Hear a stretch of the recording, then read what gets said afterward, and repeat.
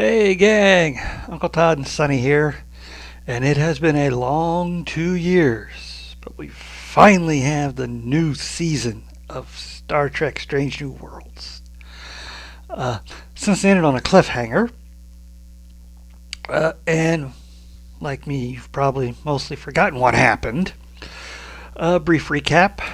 Some colonists over the demarcation line between Federation and the territory usually controlled by the Gorn. You know, those lizard-like aliens. The one Shatner fought in the first season, in the first series. You know, on that one desert planet. And then Shatner did a humorous commercial mimicking it a few years back. Anyways, they attacked some colonists. And caught in it is Captain Battelle, Captain Pike's love interest. So, of course, they go to do a rescue, even though they're not supposed to be across that line. And we get an away crew that is captured. It's made up of our main helmsman, Ortega, the yet to be Captain Kirk's brother, Sam, the doctor, and La'an, head of security, who has actually had experience with the Gorn when she was a child, when her entire village was wiped out and she was the only survivor.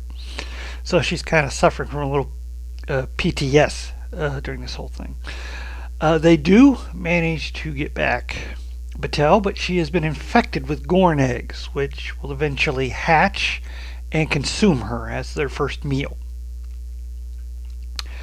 And then they were under a massive attack, and Pike, who we had learned earlier in one of the previous seasons, is not the best captain for all situations. And this is really weighing on him. He's got a lot of stress. No wonder the man's hair is gray. Uh, anyways, as usual, Pike gets suggestions from the crew to see which one would work best. And Uhura finds that she can jam their communications, which they do. And it turns out that they use harmonic frequencies for their navigation and everything. And so they're going to have to retreat. They have to get back to Federation space because there's a rendezvous with all the ships. But Pike doesn't want to leave his people behind. So they come up with an idea. Using torpedoes as a cover, they can shoot the ship that has the passengers with a beacon, and modulating their shields, they can harmonize with theirs and make it so that they nullify each other. So they ram one ship and fire the torpedoes into the one that has their crew on it, and then warp over to the rendezvous point. Now, what they learn at the rendezvous point is nobody's going over the demarcation line, period. Officially. We are just there to have a show of force and strength, but Pike knows they're getting aggressive. And they will go over that line. They think we're weak because of the debilitating Klingon war they just got out of. And the Admiral agrees with him. Officially, Pike has to go to this area on their side of the demarcation line and hold. Unofficially, if he thinks he has a way to show that they are not in a weakened state and maybe even punch back, he can do it. Off the books, as it were. Something Kirk did a lot back in the old show, Anyway, Pike says, oh yeah, I can do that. Now, if you remember, they met Montgomery Scott in the previous episode, and he had built a transceiver that mimics Gorn ships, and that's how he was able to survive during the attacks. And he's trying to adapt it to the Enterprise, along with the help from Chief Engineer Pele. Pila.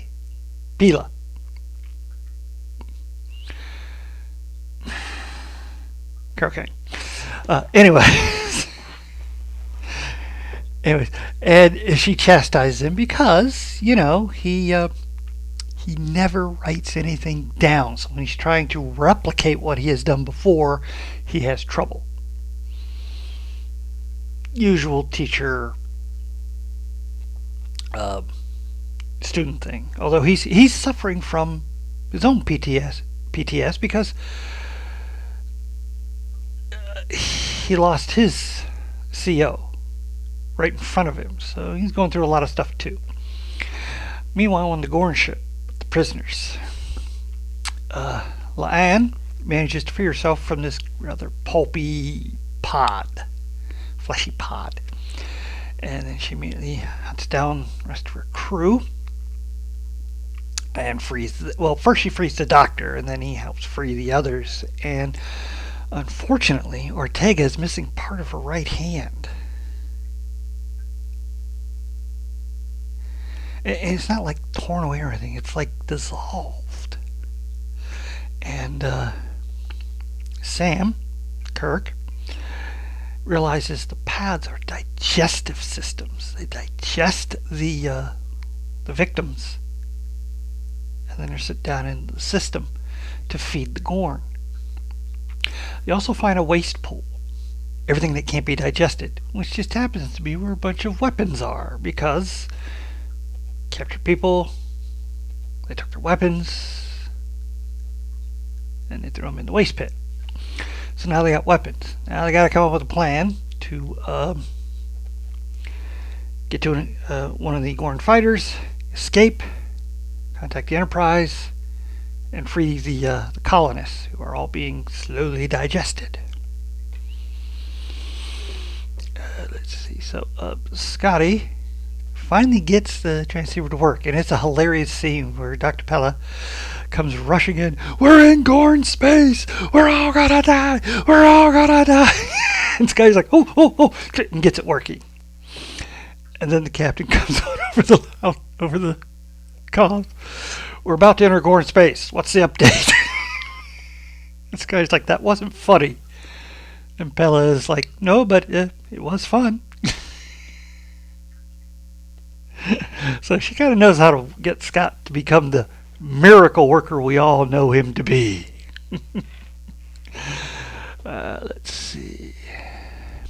While they've been traveling to Gorn space, Uhura and Number One have figured out that the Gorn are active during certain solar conditions. And during other solar flares, they hibernate. And they are at this point at the start of an aggressive cycle. Meanwhile, in sickbay, Nurse Chapel and Mr. Spock are working to save Patel. And one of the things they've come up with is to use Number One's DNA blood, because she's a modified humanoid, and that could help Patel fight off the infection and also sustain her during the operation to remove the eggs. Now, there's only a 15% chance she'll survive this. Everything else they've come up with was 100% failure. So they're willing to go for this. And then Spock realizes something. Maybe they're looking at it the wrong way. Instead of trying to save Patel, they should be concentrating on saving the eggs. I.e., to keep them from feeding on Patel, they feed the eggs. And then do something I couldn't quite follow at all, but they would basically dissolved and taken into the system, as opposed to being ripped out of Patel and everything. So we're going to try that.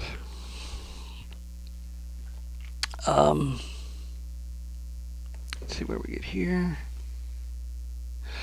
Okay, they locate the ship that's got their people on it, and they're trying to follow it, but it keeps going deeper and deeper into Gorn space.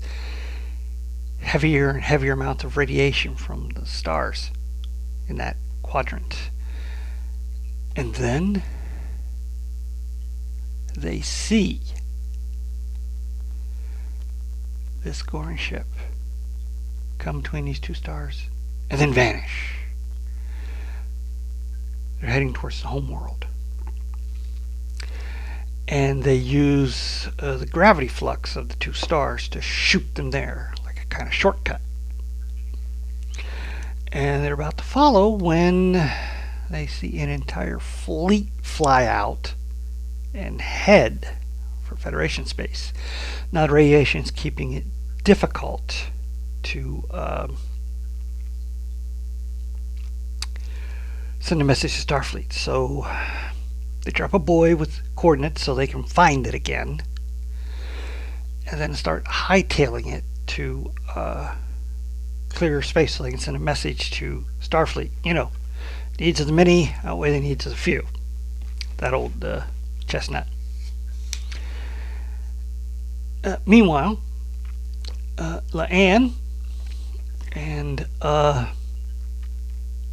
rest of the crew, they find a place of big areas of data for the Gorn. And La'an, who during her PTS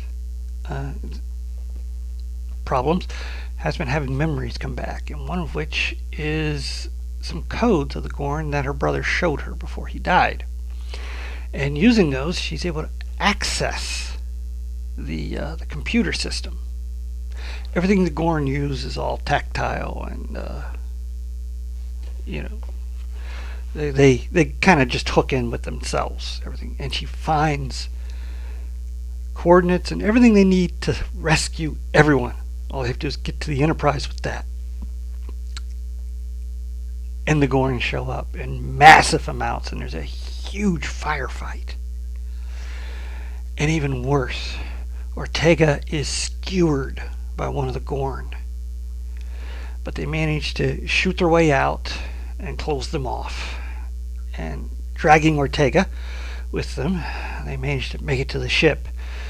And Ortega insists on flying. She's the pilot. She can fly anything, even though she's slowly bleeding out. Because Doctor didn't have any equipment to cauterize. But she can fly it, amazingly enough. A little at first, but she manages to get out. And meanwhile, Pike's had an idea, and he calls Paley and Paley, I'm never going to get that name right, and Scott to the bridge. He wants them to use the Enterprise to fake a specific calibrated solar flare. At which point Scotty says, that's impossible, and then details exactly how to do it. Which is really funny. And I love Pike's response, because he's like, you know, we can't do it very long because you just blow everything. I was like, well, then we'll just have to be sure to turn it off before the engines go. So they head back. They've sent their message. Hopefully it will get through. They went back, and they get between the two suns, or stars. And Scotty does his thing. And the Gorn turn around, and they shoot back. And basically they've triggered a massive hibernation cycle on the Gorn. They get a message from La'an with all the coordinates, and they manage to beam everybody back aboard, even though they got their shields up. But I'm not going to get into that. But yeah, purists know you can't use the transporter when the shields are up, but let it slide. And Ortega, she gets a great line there before she passes out. I told you, I can fly anything. And then we get to our wrap up, where Batel's out of danger, but she's not out of the woods yet. And Pike gets a message from Federation. They got his warning, and they're ready. And he says, "You can stand down. We did something."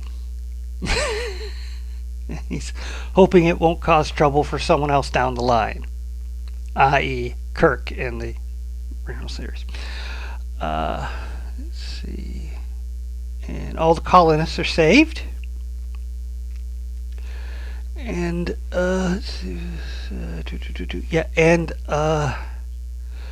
Spock and Chapel are trying to come to an understanding about their feelings with each other, and she's still going to go away for a few months. Maybe when she returns to the ship, things can be. We'll see how things stand there. And Pike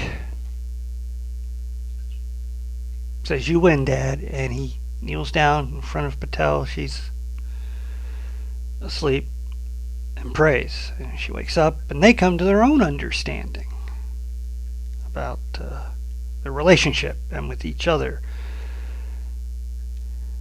And she felt she was very angry with him for saving her, because he shouldn't have taken the chance. She could have destroyed everyone on the ship if they'd hatched.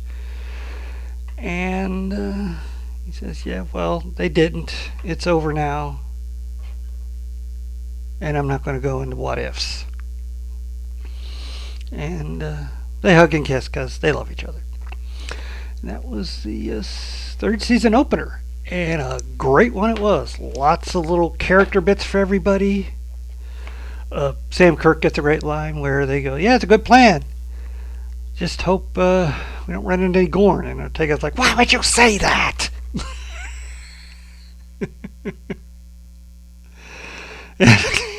Anyway, yeah, a lot of good character moments, some good action, the firefight, and Ortega even gets into a bit of a dogfight getting away. So, good action, a lot of stressful situations, and Pike isn't quite as you know how Kirk was always boom, boom, boom. He always made decisions quick. Pike's got to work things out, and so. Yeah, as they demonstrate, he's not right for every situation, but he can bring himself to be the right man for the job this time. And we'll see what happens down the road. But we still got 2 more seasons after this before Kirk takes over, and I assume Pike has his massive accident that puts him in the chair. But really good opener. A+ effort. Please hit like, share, and subscribe, and I'll see you next time.